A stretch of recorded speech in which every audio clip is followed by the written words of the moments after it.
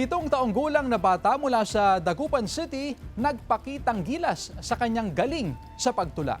Atin siyang kilalanin sa report.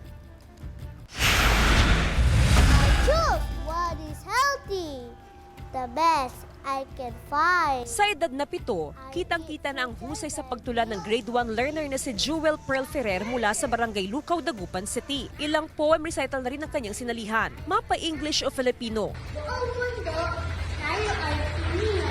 Katunayan, siya ang tinanghal na kampiyon sa poem recitation sa katatapos lang na Children's Summit sa lungsod. Likas na kay Pearl ang malinaw na pagbigkas o diksyon sa bawat salita, tamang emosyon, tamang ritmo at kumpiyansa sa harap ng maraming manonood. 5 taong gulang daw si Pearl nang magsimula siyang magkaroon ng hilig sa pagtula. Dahil sa gusto niyang kanyang ginagawa ay naging madali para sa kanya na kabisaduhin o i-memorize ang bawat tula. Karaniwang 3 hanggang 4 na araw niya nakakabisado ang isang tula. Happy po ako or I'm so proud.